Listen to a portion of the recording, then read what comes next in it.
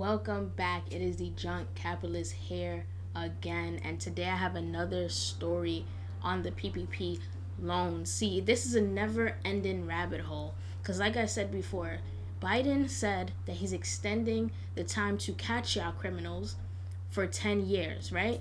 So you're gonna keep seeing more and more of these type of stories. But this one, the call is coming from inside the house, okay? The IRS themselves have been found themselves caught up in the PPP protection program. Remember, I'm telling y'all, this is Operation Triple P, and the government is serious. They're even getting their own. Like I said, I reported last week, we have police officers that are out here stealing PPP money, because that's what it is. It's theft. And honestly, I'm tired of telling y'all, especially members of the black community, doing this PPP loan thing. Yes, I understand. You want your reparations, but this is not reparation. This is worse, okay? This is way worse than anything you can imagine. Because like I said in my previous videos, why am I so disappointed with the whole PPP thing, especially when it comes to the black community, is because you don't even realize that the way you have set up your life and the way you spend money has done nothing more than establish another way for them to transfer wealth, okay? Because most of this money came out of thin air. The Federal Reserve printed it. They created the money, right? They gave it to you for free. Well, you lied to get the money. And all you did was buy Gucci. Like I said months ago in my previous videos. All you did was go ahead and send the money to these different cultures' pockets. You didn't even sit there and say, hey, this is for a business. Let me start one. Oh, my community is in shambles. Let me help build it up with the money. Because here's the thing. The IRS is not going to go, the feds and the IRS are not going to go after the people that received the money because they received payment for whatever service or goods were sold. Some of the things these people are buying, you can't get the money back, point blank period. So here we go. So we have been reported that 5 IRS employees stole COVID relief funds to buy Gucci. Trips to Las Vegas is what the Justice Department says, right? The 5 former IRS employees live in Tennessee, Mississippi, and spent the funds on luxury goods and trips, the Justice Department said. So already we have this issue, right? Of what people are actually spending their money on. Because a lot of these people, they're spending, they're still in the PPP loan money and claiming, a lot of people did it because they were suffering. Then how do you explain all the instances of people stealing thousands and upon thousands and just buying BS? Like actual BS. Like, wasn't just a few years ago y'all was complaining about how Gucci was racist? But you bought Gucci with your stolen money. Oh, I'm just confused. I'm very, very confused. 5 current or former employees in Tennessee and Mississippi with the Internal Revenue Service, they work for them, have been charged with scamming the federal government of hundreds of thousands of dollars in COVID-19 relief funds to bankroll extravagant lifestyles. The suspects allegedly received money through the Paycheck Protection Program and Economic Injury Disaster Loan Program, which were designed to help business owners meet their financial obligations during the pandemic. These individuals acting out of pure greed, let's be real, that's what it is. Because if you were buying luxury items with stolen money, it's out of greed. This isn't a Robin Hood situation. You stole from the rich, gave to the poor. No, you literally stole from the entire country and just gave to yourself. Bought whatever it is you bought. We're gonna find out what they bought. Acting on pure greed, abused their positions by taking government funds meant for citizens and businesses who desperately needed it, said U.S. Attorney for the Western District of Tennessee, Kevin G. Ritz. The defendants allegedly submitted false loan applications, because that's what you do when you lie, that collectively sought more than $1 million. They used the money to purchase luxury cars and for travel, including trips to Las Vegas.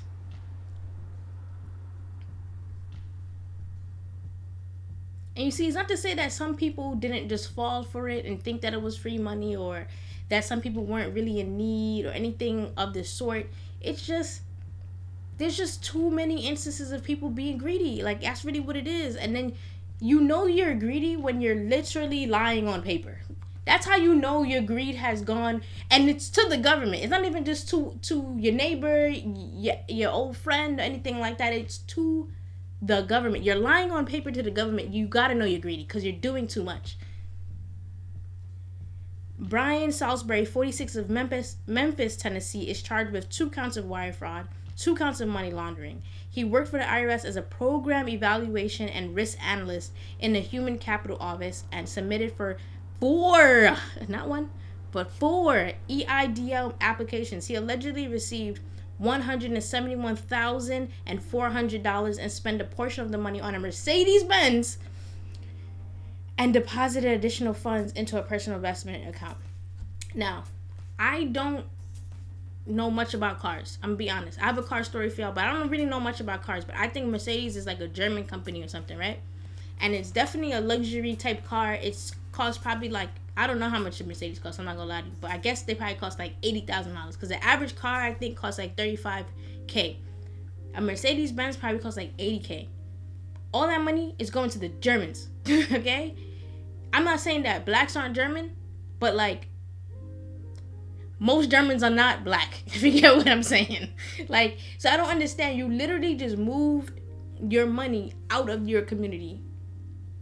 Like, that's what you did. You're not practicing group economics at all.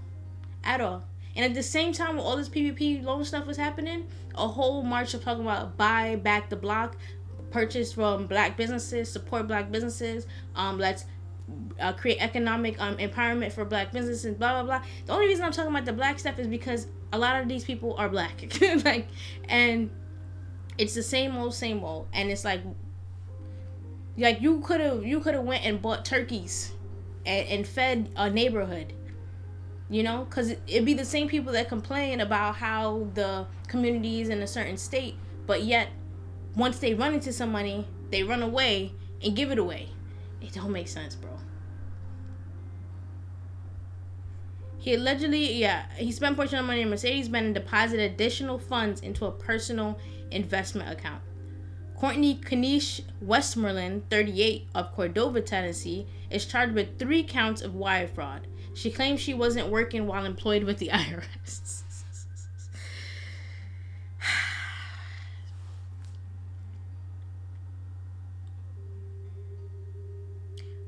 What am I supposed to say about that? Other than, like I said before, these people are just way too bold. How you work for the IRS, meaning the IRS is who's on your W-2. Because when you work for a company, right, the whole operation of filing taxes, your company files the taxes and they send it to the government, and then you file the taxes and you send it to the government, right? Now, and that's for any business, no matter where you work for, as long as it's W-2, right? Or even 1099s, kind of the same concept, right? Now, you work for the IRS, meaning they are already the government. They're going to technically file it to themselves, right? And now you have to file the taxes. So, as an IRS employee, where do you go from there? Like, where do you go from there? When your employer is the actual person you're supposed to file your taxes with. And you're saying you don't got a job. I'm like, I don't know. I'm over it, bro. Like, you gotta laugh. You just have to laugh, because you see this level of stupidity, right? This is the type of level of stupidity that belongs behind bars. Like, you need to be committed somewhere and re-educated. You need to be rehabilitated and re-educated, because it just doesn't make any sense. Like, you work for the IRS and you're talking about you don't got a job. It just blows my mind, because it's like, where's the logic? It just doesn't exist. It clearly just doesn't exist. That's all I can say about that. I understand people fall for things sometimes. I've almost been a victim myself. But here, sometimes you just gotta take that extra couple steps, read a few sentences, and if you're lying to the government, you're clearly doing something wrong. I don't know. So she gets charged with 3 counts of wire fraud. She claims she wasn't working while employed with the IRS. The Justice Department said she used the $11,500 in loan funds for manicures and massages and to purchase luxury clothing. Manicures, massages, like, you can't take back a manicure and massage. So even if the government was in the business of trying to get any of these things back, they probably couldn't. Now we got Fatina Hewitt, 35, of Olive Branch, Mississippi, is charged with 1 count of wire fraud. Hewitt spent $28,900 on Gucci clothes and a trip to Las Vegas. Silly gooses, bro. And what do you do when you go to Vegas? Most people lose their money when they go to Vegas. You don't go to Vegas and make money. You go to Vegas and blow money. And it's easy to blow it when you stole it. It feels way better, and you probably blow a lot more because you have no real connection to that money because you didn't work for it. You just lied for it. Roderick DeMarco White, the second, 27, of Memphis, has pleaded guilty to 1 count of wire fraud. Tina Hume, 56, of Memphis, also charged with a single count of wire fraud, allegedly spent $123,612 in loan funds on jewelry and trips to Las Vegas. I don't know what's up with Vegas, but Vegas is just calling their name. They all the way in Mississippi and Tennessee and all that, and they going straight to Vegas. I don't know. But that's a lot of money. That's over $100,000.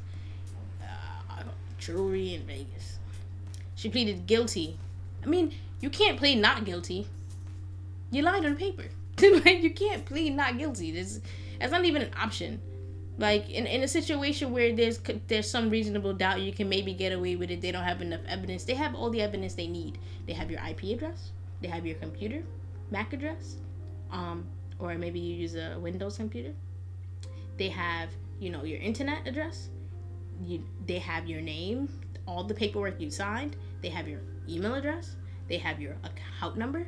Like, they have absolutely everything. You gave them everything in a finely tied bow with a ribbon on top that says, I am the person who stole the money. Like, each suspect faces up to 20 years in prison for each wire fraud count and 10 years for money laundering. That's what you're going to get hit with when you're stealing money. And that's the thing, is like 20 years in prison for this type of thing. Like, probably they never had any offenses, so they might not have to spend the whole 20 years. But the thing about it is that if you're going to lie, you might as well at that point go for broke. Because it doesn't make sense that you go here and you steal like 15,000, 20,000. And then you still got to do the same amount of time that somebody that stole 3 million took, right? Might as well just go for broke. You're lying anyway. Might as well shoot your shot all the way and go crazy for the next couple years until they catch you. Because otherwise, it just don't make any sense. Like, this is just a bad idea. Like, and honestly, I kind of enjoy reporting on these things because I really do enjoy educating people on like the fine-tuned things of it. But when it comes to this PPP thing, this is like a whole nother beast. I don't understand what is going on. We have the people that are in charge of, finances doing it.